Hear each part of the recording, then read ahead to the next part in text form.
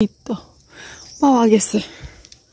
এই তো সিম দেখছেন কিভাবে পচা গেছে। এই যে এগুলা পচা রোগ, এটাকে ফালাই দিই আমি।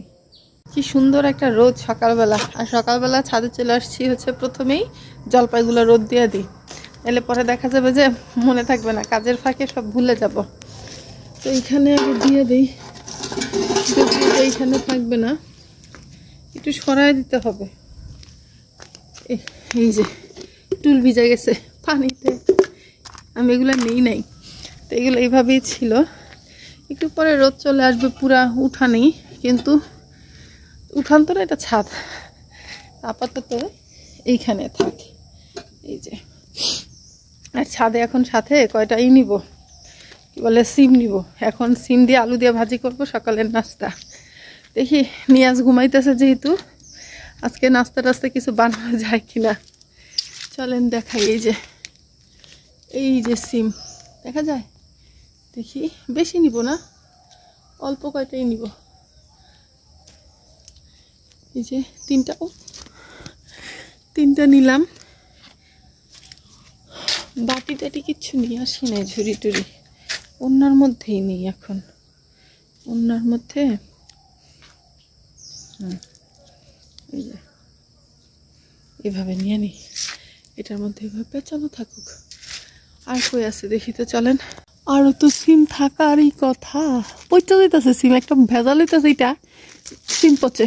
এই তো পাওয়া গেছে, এই তো সিম, নিজের গাছের সবজি রে, মাশাল্লাহ, খাইতে যে কি স্বাদ, স্বাদ আর স্বাদ। যেহেতু আলু ভাজি করব শুধু নাস্তার জন্য, বেশি সিম আমার লাগবে না। এই জায়গাটায় কিন্তু অনেক সুন্দর সিম হয়েছে, অনেকগুলা সিম বাত্তিও হয়ে গেছে, এগুলা না নিলেই না, একেবারেই না, নিতেই হবে। এই যে দেখেন একটা ঝোপার মধ্যে কতগুলা সিম পাইতেছি আমি। তো এরকম যদি হয় আর যদি নষ্ট না হয়, তাহলে কিন্তু আনন্দ লাগে। আসলে যে কোনো কাজ যদি আপনার ভালো মতো হয়, করতে কিন্তু পড়িস না, পড়ে গেল, ভালো লাগে।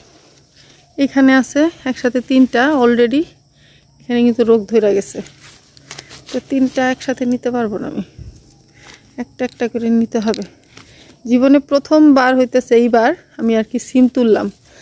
এইখান থেকেও বড় দেখা কয়টা নিয়ে যাই, এটাও অনেকদিন ধরেই হয়েছে, নেই না আমি। আপনাদের ভাইয়া বলতেছিল যে নিয়ে নাও, কারণ টিকতেছে না, সব পচা যাইতেছে। এত কষ্টের জিনিস পচায় লাভ কি। এই যে কি রকম একটা যেন ছত্রাকের মতো আসছে, এইখানে আছে কয়টা, এই তো পেয়ে গেলাম, আমার আর লাগবে না, অনেকগুলো হয়েছে। দেখি, এই পড়িস না, আসলে কি এক হাতে ভিডিও করা খুব কষ্টের কাজ।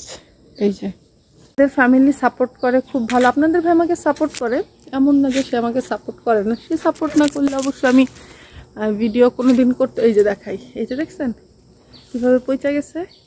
এই যে এগুলা পচা রোগ, এটাকে ফালাই দিই আমি।